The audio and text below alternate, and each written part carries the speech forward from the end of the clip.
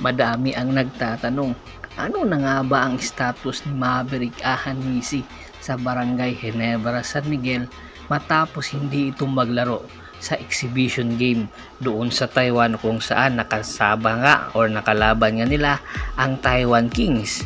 Ano nga ba ang status na ni Maverick Ahanmisi?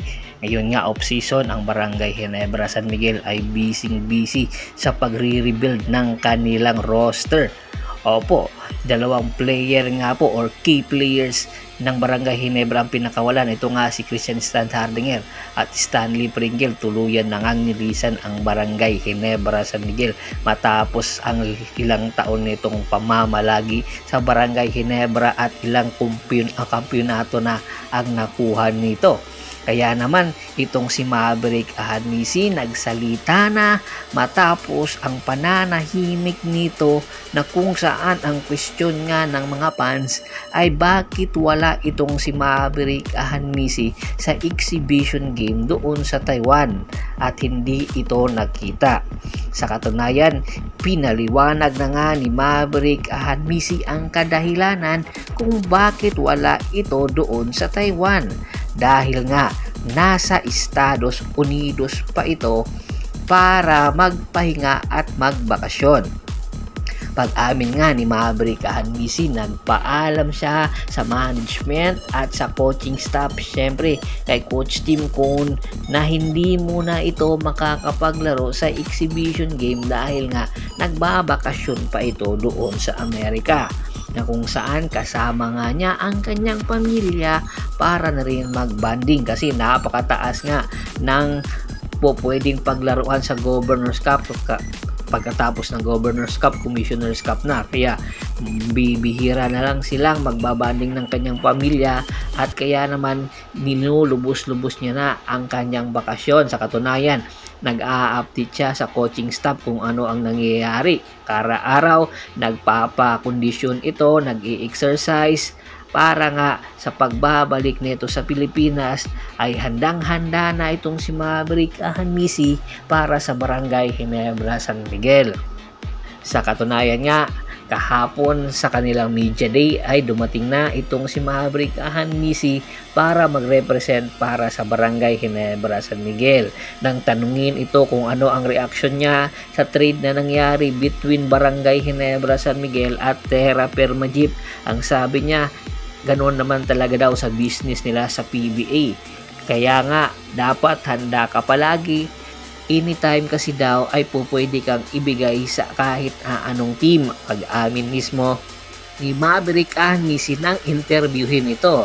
Ayon mismo kay Maverick Ahanmisi, tanging ang coaching staff at ang management lang ng Barangay Ginebra San Miguel ang nakakaalam kung hanggang kailan sila mananatili sa kupunan. Kaya naman, pinaghahandaan niya talaga mabuti bawat araw at bawat game na posibleng magamit siya at naibigay niya ang kanyang 100% performance. Marami nga nagtatanong, napakataas pa naman ang binabayad sa kanya ng Barangay Ginebra San Miguel, bakit napakataas din ng kanyang bakasyon doon sa Estados Unidos? Meron pa nga mga superstar sa kanya na hindi naman nagbabakasyon. Sa katunayan, once nag-call up na ang Barangay Ginebra San Miguel para nga magbalik practice na, ay agad nagbabalik practice na agad. Bakit ito? Napakatindi daw. Napakataas na nga ba daw ng ulo ni Maverick Ahanmisi. Si Japik Aguilar, nakagagaling nga lang sa ibang bansa para mag-represent sa Gilas, ay nakabalik agad. Kaya ito ngayon ang kinu-question sa kanya ng mga fans. Samantala, itong si Vic Manuel, marami na ang kumukusyon. Nagpaalam naman ito sa SMB na. Pero noong media day ay nakita pa rin ito sa kupunan ng SMB. Isa na nga ba daw itong senyales na nagkasundo na sila ng head coach na si George Gallant at si Vic Manuel? Mananatili na nga ba itong si Vic Manuel sa San Miguel Bearmen at hindi na nga niya iiwan ang San Miguel Bearmen? Ito yung mga tanong at espekulasyon ng mga fans na tanging si Vic Manuel lang ang makakasagot hanggang ngayon dahil hindi pa nga nililinaw ng management at ng coaching staff kung ano nga ba ang status ni Vic Manuel sa San Miguel Beermen dahil nga marami na ang napapabalitang nagpapaalam na ito at malapit na nga mag-expire ang kanyang kontrata. Hindi pa daw ito nabibigyan ng contract extension.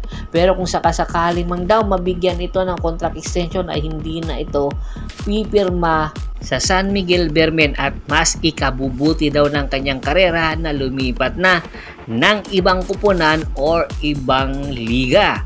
Dalawa ra daw ang magiging destinasyon ni Vic Manuel kung sakasakaling man daw ay kung mag-PPB ito ay malaki daw ang tsansa na maililipat ito sa Barangay Ginebra San Miguel dahil nga si Coach Tim Cone mismo ay gustong-gusto itong makapaglaro sa kanyang kupunan. Ang tanong, hanggang ngayon ba gusto pa rin siya ni Coach Tim Cone?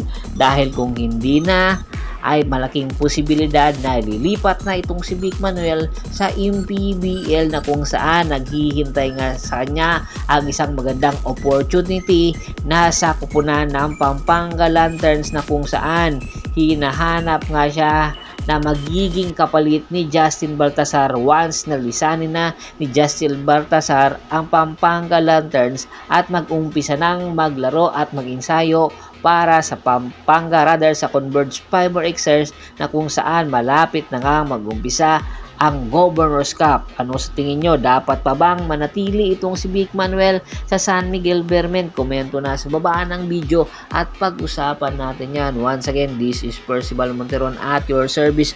Don't forget to subscribe my sports channel at don't forget to click the notification bell button para nga maging updated palagi sa kwentuhan.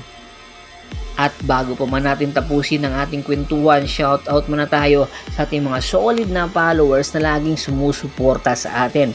Kay Sir Malyari Mascarinas, Jerry Sobre Peña, Kagawad Kats Aquino Dukusin ng Hagonoy, Bulacan, Adrian Dulay at sa Dulay Family, Anthony Laquialon at sa Laquialon Family, Ronald Bersabida, John David Gulapa, Yornel Velces, Yunel Alicante, Rafael Branya. Marami pong salamat sa walang sawa niyong pagsuporta. Pakibisita na rin po ng Facebook fanpage ko na Pulgoso, Hapris PH at sa TikTok channel ko na Percival Monteron Sports Channel. Marami pong salamat.